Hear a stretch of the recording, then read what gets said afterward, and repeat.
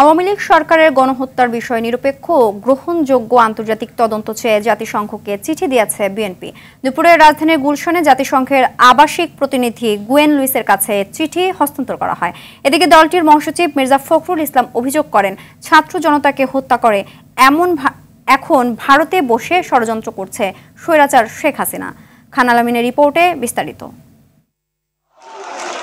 BNP মনে করে, ছাত্র জনতার গণ অভ্যুত্থানের সময় আওয়ামী লীগ সরকারের নির্দেশে দেশে গণহত্যা সংঘটিত হয়েছে। বিষয়টির আন্তর্জাতিক তদন্তের জন্য জাতিসংঘকে অনুরোধ জানানোর সিদ্ধান্ত নেয় দলটি।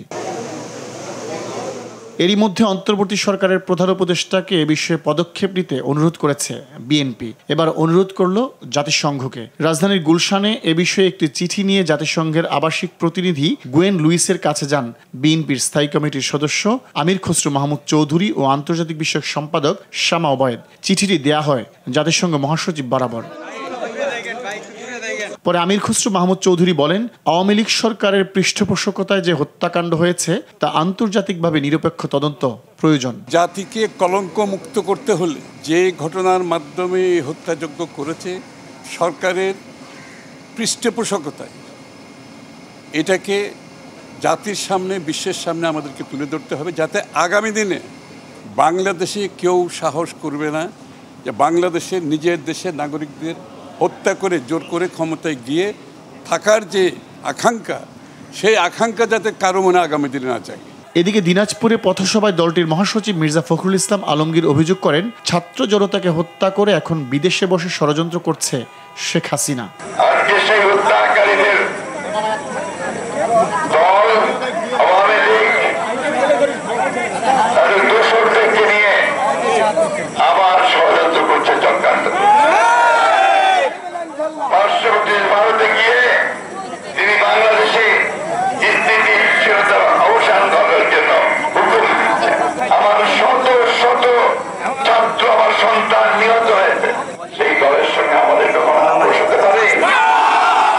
আন্দোলন সংগ্রামে আহত অনেক নেতাকর্মী ঢাকা মেডিকেল কলেজ হাসপাতালে চিকিৎসাধীন রয়েছেন। তাদের দেখতে গিয়ে বিএনপি স্থায়ী কমিটির সদস্য ডক্টর মঈন খান বলেন, জনগণের মৌলিক ও গণতান্ত্রিক অধিকার ফিরিয়ে দিতে গুরুত্ব দিতে হবে অন্তর্বর্তী সরকারকে। তাদের ম্যান্ডেট কিন্তু ছাত্র জনতা, তারা কিন্তু ভোটে আসেনি।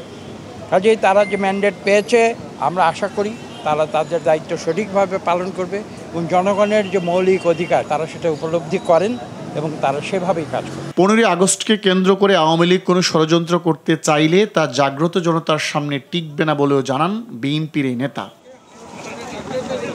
খান আলামিন, RTV, ঢাকা।